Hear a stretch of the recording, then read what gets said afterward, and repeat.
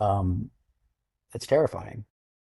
You used to have to worry about your kids, falling in with the wrong crowd, meaning like, smoking weed in the park or something. And now you have to worry about someone turning your kid into like a communist or something. I don't know. It's a trip.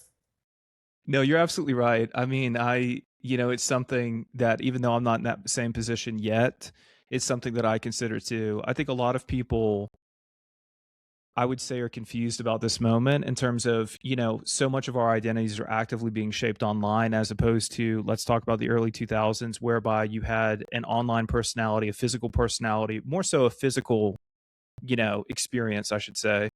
And then that's Yeah. just decreased to becoming less and less and less, where now your digital footprint is really the first. It's pretty terrifying, I will admit. And it's permanent. Everything that, I mean, we all know now, but there was a time when people thought like, oh, no, no, Snapchat, it disappears. And like, fuck off, like nothing disappears, And you think about all the stuff that we did as kids and that we did as like, technically adults, but we were farting on each other in a van for 5 years straight, in our very early years, our formative, early 20s or whatever.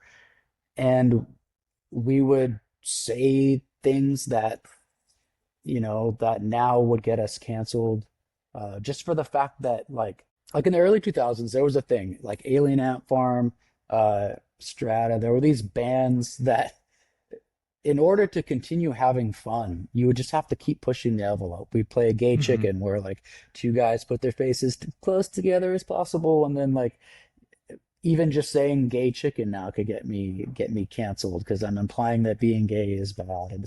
There was like we would use words that now would get us canceled, not because we were full of hate, not because we believed those words, but because it shocked our friends, and that's what we were trying to do, is shock each other. And I think about kids now who, like, I'm not defending their actions, but they're kids. Hmm. Kids say stupid things, they do stupid things.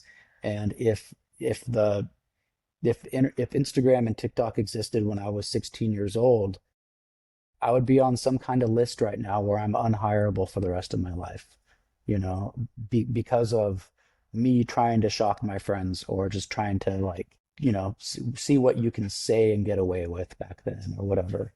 Um, it's just we're in a scary time. It makes it hard to create art. I have certain opinions that I want to express, but I just never will because, next year that could be something that could get me fired from my job and my band could be, blacklisted off everything.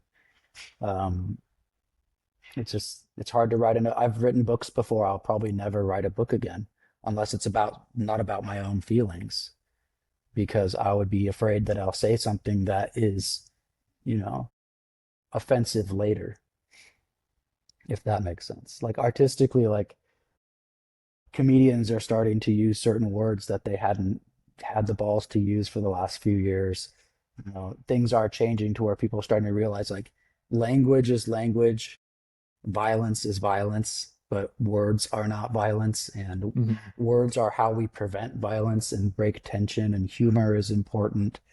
Uh, I like where it's going. I like that it's coming back around to where we're all just not taking ourselves so seriously, but it's hard to be an artist these days, especially if you like, we're old guys that don't give a fuck really.